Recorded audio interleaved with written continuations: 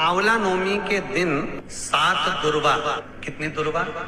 7 दुर्वा अशोक सुंदरी वाली जगह पर चढ़ाकर, शंकर भगवान के ऊपर चढ़ाकर, गणेश जी के चरणार बिंद को लगाकर उसको लेकर आना है। हाटकेश्वर महादेव का स्मरण कर। कौन से महादेव?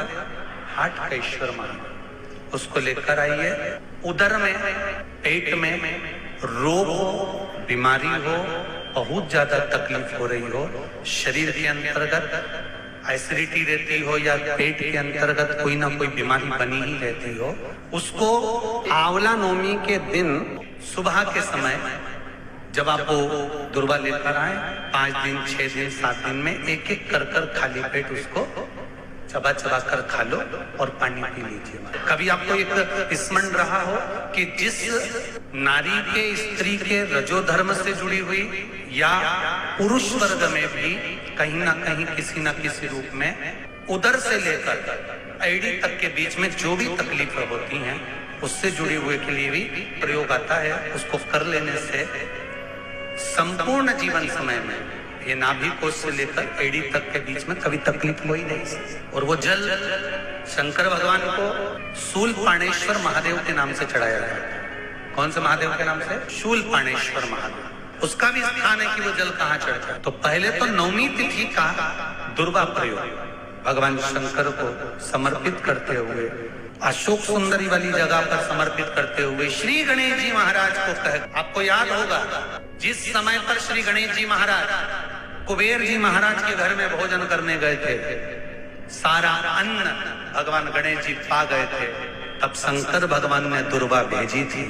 ये दुर्वा जब गणेश जी को भेजी गई थी तो वो औषधि के लिए भेजी गई थी कि गणेश जी ने ज्यादा पा लिया है तो शरीर में रोग ना हो जाए, पेट में कोई रोग ना हो जाए। तब शिव जी ने भेजी थी अशोक सुंदरी के माध्यम से।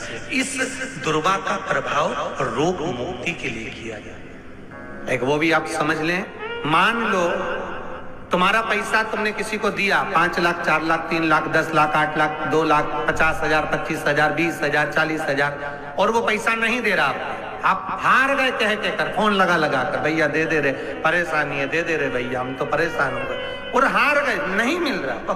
तो महाराज आंवला नवमी के दिन आप माँ जगतजननी जगदम्बा का शिव के साथ में, शिव शक्ति का स्मरण कर देवी के नाम की 9 आहुतियां, सूखे बीले की, मतलब बीला जो सूख चुका है, फल जो सूख चुका है, उसकी 9 आहुतियां अग्नि में शंकर और सती के नाम से, शंकर और शिव के नाम से समर्पित करें। और आखिरी आहुति जो समर्पित करें उसमें थोड़ा सा भाग तिल का, और तिल भी काली नहीं चढ़ती उसमें, श्वेत तिल का भाग उसके साथ लगाकर समर्पित करें। और जिससे धन लेना है उसका नाम लेकर वो समर्पित करें महाराज, उसको सुध आएगी और वो पैसा किसी भी हाल में आपके हाथ में थमाकर जाएगा ही। ये उसकी आहुतियां, हे जगत जननी, हे जगदम्बा, तेरा नेत्र बिंदु से जो प्रकट हुआ वृक्ष है बेलपत्र का, उस वृक्ष की एक एक जड़ हो, टहनी हो, डाली हो, फल हो, शूल हो, वो सब मुझे अंगीकार है, मुझे स्वीकार। शिव महापुराण में कहा था कि आंवले का पेड़ किसी को दान नहीं दिया जाता। आंवले का वृक्ष किसी को देना नहीं चाहिए। हाँ, कहीं जाकर लगाना हो तो आप खुद जाकर लगा दो। आपको स्वयं जाकर लगाना है, लगाओ। किसी बगीचे में लगाना है, किसी गार्डन में लगाना है, कहीं जाकर आपको रोपित करना है तो करो। पर आंवले का वृक्ष उठाकर किसी को दान नहीं दिया जाता। इसलिए हिंदू धर्म में जब आंवला नवमी का उद्यापन होता है तो आंवला नवमी के उद्यापन में आंवले का चांदी का वृक्ष बनाया जाता है विष्णु पुराण के हिसाब से। अब दुनिया के लोग आंवले का वृक्ष दे रहे हैं, वो आंवला नवमी में चांदी का वृक्ष नहीं बनाया। उन्होंने सोचा पंडितों लालची हो गए होंगे या पंडितों का लालच होगा तो कौन आंवले का वृक्ष बनवाए, इतना छोटा सा भी क्यों बना। पर शास्त्र कह रहा है कि उस जगह पर यदि चांदी का भी तुम आंवले का वृक्ष नहीं बना पाते आंवला नवमी के उद्यापन में, तो आप पान के पत्ते पर चंदन से आंवले का वृक्ष बना लो। पर आंवले का वृक्ष दे देने पर लक्ष्मी शांति छिन्न हो जाती है, उस घर में क्लेश मचना प्रारंभ हो जाता है, अशांति होती है। जैसे सीताफल का वृक्ष, सीताफल का वृक्ष जिसके घर में लगता है उसके घर में लड़ाई झगड़ा अगर 2 दिन ठीक हो गया तो तीसरे दिन फिर चालू होगा। सीताफल का वृक्ष कभी भी घर में नहीं फल सकता, क्लेश उत्पन्न कर कर रखता महाराज, कभी शांति नहीं रख सकता। जरा सा पानी पड़ा है उसके पीछे विवाद, घर में अगर 4 लोग हैं तो चारों का विवाद होगा, चारों के मुंह फूले रहेंगे, शांति नहीं रहेगी, बीमारी बनी रहेगी, अशांति बनी रहेगी। इसलिए सीताफल या तो जंगल में लगे, गार्डन में लगे, बगीचे में लगे, पर घर के अंदर सीताफल का वृक्ष घर के गार्डन में, घर के बगीचे में नहीं होता। क्रोध देगा, चिड़चिड़ प्रवृत्ति देगा महाराज, घर में बीमारी देगा, रोग देगा, पर सुख नहीं दे। आंवला नवमी का आप लोग साधना करते होंगे। जब कार्तिक के महीने में आंवला नवमी का व्रत आता है तो जो उपास नहीं भी रखते हो, जो पूजन नहीं भी करते हो, उनसे मेरा निवेदन है कि स्कंद पुराण में कार्तिकेय के पावन चरित्र में, स्कंद पुराण में स्पष्ट किया गया। और कल्याण का कार्तिक खंड पढ़िएगा, कभी योग लगे तो गीता प्रेस गोरखपुर का कार्तिक खंड पढ़िए, आप पढ़ेंगे तो उसमें मिलेगा आपको कि आंवला नवमी के दिन आंवले के पेड़ के नीचे घी का दिया लगाकर मध्याह्न से पहले, दोपहर के 12 बजे से पहले आंवले के पेड़ के नीचे आंवला नवमी के दिन कार्तिक के महीने में स्कंद पुराण कहती है, जो घी का दिया लगाकर पूजन कर कर अपना पल्लू पसार कर आंवले के वृक्ष की डाली में से उस पे लगी हुई थोड़ी सी छाल को अपनी अंगूठे और चीटी उंगली से अपने पल्लू में गिराकर ले जाकर लाल कपड़े में हल्दी के साथ अपनी तिजोरी में, अलमारी में रख लेता है।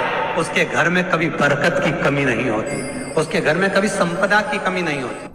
आंवले के पेड़ के नीचे शाम के समय पर जो सूर्य ढलने से लेकर, जब सूर्य ढले, सूर्य ढलने लगे, सूर्य की किरणें कम होने लगे, तब से लेकर रात्रि के 7:30 पौने 8 के बीच में, सूर्य ढलने से 7:30 पौने 8 के बीच में आंवले के पेड़ के नीचे जो एक घी का दिया लगाकर कनक धारा का पाठ कर लेता है। कनक धारा की किताब बाजार में मिलती है, नहीं ला सकते मोबाइल पे सर्च करो, कनक धारा निकल आएगी। जगत गुरु शंकराचार्य जी ने जिन पाठ को करा है, कुछ ही श्लोक है उसमें, 8 श्लोक, कुछ श्लोकों का पाठ, पूरा श्लोक नहीं पढ़ सकते, पूरी कनक धारा का पाठ नहीं कर सकते, तो शुरू का एक श्लोक और आखिरी का एक श्लोक पढ़ लीजिए और घी का दिया लगाकर झोली पसार कर प्रणाम कर लीजिए। जिंदगी में कभी लक्ष्मी की कमी नहीं आ सकती। ये केवल अक्षय नवमी के दिन ही होता है। और आपका कोई काम उलझ रहा है, आपका कोई काम ऐसा है जो बहुत दिन से उलझा हुआ है, चाहे वो कोर्ट कचहरी का हो, चाहे वो किसी से जुड़ा हुआ हो, स्कंद पुराण कहती है, हमारे खंड में भी वर्णन है कि आंवला नवमी के दिन आप आंवले के पेड़ के नीचे घी का दिया लगाकर मौली, मौली मतलब हाथ में जो नाड़ा बांधते हैं, लच्छा, मौली, लच्छा, नाड़ा, हाथ में बांधने वाला, पूजन वाला धागा लाल, घी का दिया लगाकर 5 परिक्रमा आंवले के वृक्ष की कर लीजिए। और परिक्रमा कर कर धागे को वहीं पर छोड़कर थोड़ा सा धागा और अलग से लेकर किसी टहनी पर उसको कामना कर कर बांध दीजिए। 10वीं तिथि को, नवमी को तो ये करो कि 10वीं को वापिस जाकर आंवले के पेड़ के नीचे घी का दिया लगाइए और जो धागे की आपने टहनी पर जो धागा बांधा है उसको खोल कर ले आइए, अपने हाथ पर बांधकर उसी धागे को पहनकर अपने काम के लिए निकल जाइए, आपको सफलता प्राप्त हो जाएगी। गौदान करा उसका फल बाद में मिलेगा, कुछ दान करा उसका फल बाद में, पर आंवला नवमी के दिन अगर आपने कुछ दान दिया है, आंवला नवमी के दिन अगर आपने दान किया है, उसका फल जगत गुरु शंकराचार्य जी माता लक्ष्मी से कहते आज की आज मिलना चाहिए। उसका फल हमें इसी पृथ्वी पर रहते रहते इस साह शरीर में मिलना चाहिए। आज ही का दिन हमारा अक्षय नवमी, विष्णु पुराण कहती है, स्कंद पुराण कहती है। मान लो कोई आंवले का पेड़ आपने लगाया, बहुत बड़ा हो गया, उसमें फल नहीं लग रहा है, वो फलित नहीं हो रहा, बहुत बड़ा हो गया, उसमें एक फल नहीं लगा, किसी पवित्र नदी का जल आपके पास में हो, तो आज आंवला नवमी के दिन जो फल नहीं रहा हो वृक्ष, जिसके अंदर आंवले ना लगते हो, आंवले का वृक्ष बहुत बड़ा हो गया, फलित नहीं हो रहा, आज ही के दिन एक कटोरी में जल लेकर नारायण नारायण और शिव का स्मरण कर कर उस पेड़ के नीचे डाल दिया जाता है, तो वो पेड़ जो है, वृक्ष जो है, वो फलने लगता है, उसमें फल लगना चालू हो जाता है। और इतने फल लगते हैं कि आपको आश्चर्य होगा कि इसमें तो फल ही नहीं लगते, पर इतने फल कहां से आए। अर्थात आज भी हमारी विष्णु पुराण, आज भी हमारी स्कंद पुराण, आज भी हमारी पद्म पुराण, भागवत पुराण आज भी कहती है कि आंवला नवमी का किया गया पुण्य, आंवला नवमी का किया गया दान, आंवला नवमी के दिन किया गया सत्कर्म खाली नहीं जाता। अर्थात जैसे जरा सा जल का सिंचन करने पर वृक्ष फलीभूत हो जाता है, उसमें ढेरों फल लग जाते हैं, उसी तरह हमारा किया गया दान पुण्य सत्कर्म, अगर हमने 1 रुपए का भी दान दिया है, गौ माता के निमित्तार्थ, मंदिर के निमित्तार्थ, वृद्धाश्रम के निमित्तार्थ, भोजन के निमित्तार्थ हमने कुछ भी लगाया है, आपने गाय को भी रोटी दी है, आपने किसी ब्राह्मण को भोजन कराया है, आपने आज आंवले का दान करा है, किसी सौभाग्यवती नारी को एक फल तक दिया है, तो वो तुम्हें मिलेगा, 1000 गुना होकर मिलेगा। कई लोग कहते हैं महाराज जी ऐसा होता है, इतना बड़ा पेड़ हो गया हमारे यहाँ फल नहीं लग रहा है, ऐसा होता है कि आंवला नवमी के दिन जल छोड़ दो तो फल, तो करके देखो ना प्रैक्टिकल। ना महाराज कहीं जा रही है, ना आंवले का पेड़ कहीं जा रही है, ना तुम कहीं जा रहे, करो।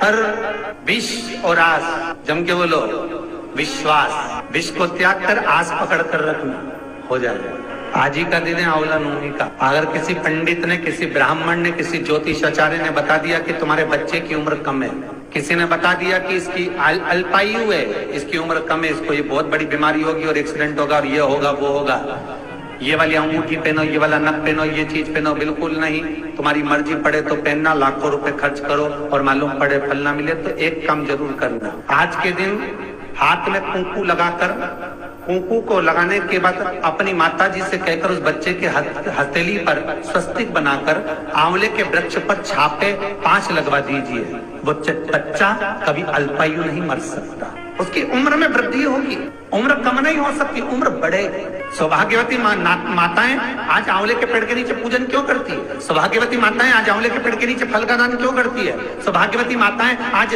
ब्राह्मण को भोजन आंवले के वृक्ष के नीचे क्यों कराती है? सौभाग्यवती माताएं आज आंवले के पेड़ के नीचे बैठकर भोजन क्यों करती है? अखंड सौभाग्यता के लिए। ये आज मैंने अगर एक बिंदी भी दी है, अगर आज मैंने मेहंदी भी दी है, आज मैंने जरा सा कुंकू का भी दान आंवले के वृक्ष के नीचे करा है, तो उसका फल मुझे हजारों गुना मिलना चाहिए, मेरा सौभाग्य अमर होना चाहिए। लगा कि आंवला नवमी के पहले इस कथा को प्रारंभ करा जाए, क्योंकि भगवान विष्णु कार्तिक के महीने में आंवला नवमी के दिन जल में से शयन कर बाहर निकलकर आंवले के वृक्ष पर बैठकर शंकर की साधना करते हैं। फिर भगवान शंकर आकर एकादशी के दिन उनके नेत्र खुलवा दे। तो फिर ये कथा का आनंद सुख ऐसी लाभ पंचमी से, आज की पंचमी का नाम है लाभ पंचमी। आज के दिन जो दान पुण्य संकीर्तन सत्संग स्मरण जो भी हम करते हैं उसमें हर चीज में लाभ मिलना, घाटा कहीं नहीं जाना। आपने अगर गौ माता को एक रोटी भी अपने दरवाजे से दी है तो उसका भी लाभ मिलना।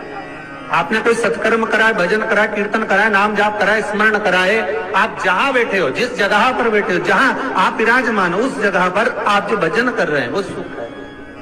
आपका भजन करना, आपका कीर्तन करना, आपका स्मरण करना,